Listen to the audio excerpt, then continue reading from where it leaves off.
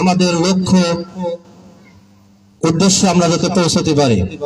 সম্মানিত উপস্থিতি, এ পর্যায়ে আপনাদের সামনে বক্তব্য নিয়ে আসছেন আমাদের যশোর মাতৃভূমি মানব কল্যাণ ফেডারেশনের প্রতিষ্ঠাতা পরিচালকের পিতা, মাতৃভূমি মানব কল্যাণ ফেডারেশনের সম্মানিত উপদেষ্টা মোহাম্মদ মাহবুব আলম।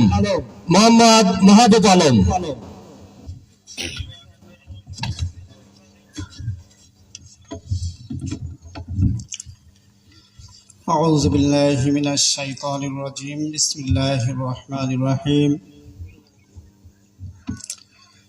সর্বপ্রথম স্মরণ করব সর্বকালের সর্বশ্রেষ্ঠ মহামানব হযরত মুহাম্মদ সাল্লাল্লাহু আলাইহি ওয়াসাল্লামকে। এরপর স্মরণ করব 1971 সালে যারা জীবন দিয়ে ইজ্জত দিয়ে আজকে লাল সবুজের পতাকা দিয়ে গেছেন, তাদের রুহের মাগফিরাত কামনা করি। এবং আজকের এই মানব কল্যাণ ফাউন্ডেশনের প্রতিষ্ঠা বার্ষিকী উদযাপন উপলক্ষে আজকের এই আয়োজনে আমাদের যশোরের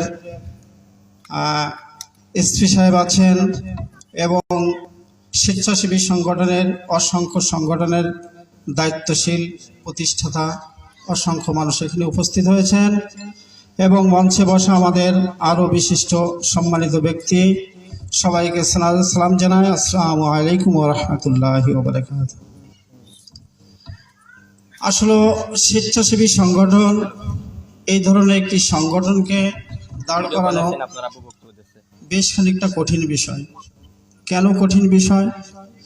এমন একটি সমাজে এমন একটি সময় বসবাস করতেছি যে সমাজের একটা 14 বছরের বাচ্চা দারিদ্রতার কারণে একটি ইজি বাইক বা একটি মোটর চালিত ভ্যান নিয়ে যখন রাস্তায় বেরোয়, দুর্ধর্ষ ঘাতক চরিত্রহীন, যাদের কোনো অস্তিত্ব নাই, যার পরিশ্রমে পরিবার চলে, এরকম একটি ছেলেকে হত্যা করে তার ভ্যানটাকে ছিনতাই করা হয়।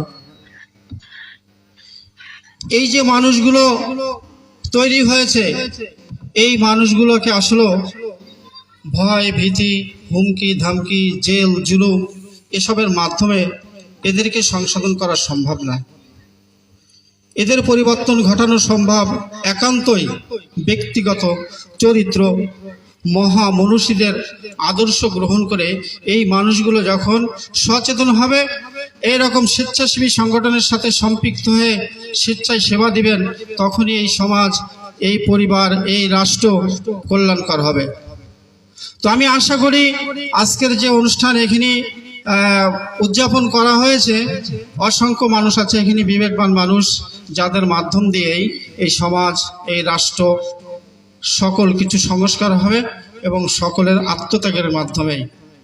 যারা এখানে আছেন, বিশেষ করে আমাদের এসপি মহোদয় আছেন, আসলে ওনার কাছে তো আমাদের অনেক আকাঙ্ক্ষা, অনেক চাওয়া পাওয়া। যেহেতু আমার জেলায় এখানে ভালো মন্দ সকল ধরনের মানুষই বসবাস করেন, তাদেরকে প্রশাসনিকভাবে যেভাবে, যাদেরকে যেভাবে পরামর্শ দিয়ে হোক, সহযোগিতা দিয়ে হোক, যেভাবে স্যার এগুলো যদি একটু দৃষ্টি রাখেন, তাহলে আমরা সবাই উপকৃত হব। এবং আমাদের চাওয়া এটাই, স্যার যেন আমাদের প্রতি, আমাদের জেলাদের সকল মানুষের প্রতি যেন সদাই দৃষ্টি রাখেন, এই আশা ব্যক্ত করে আমি আমার এই সংক্ষিপ্ত বক্তব্য এখানে শেষ করছি। আসসালামু আলাইকুম ওয়া রাহমাতুল্লাহি ওয়া বারাকাতুহু।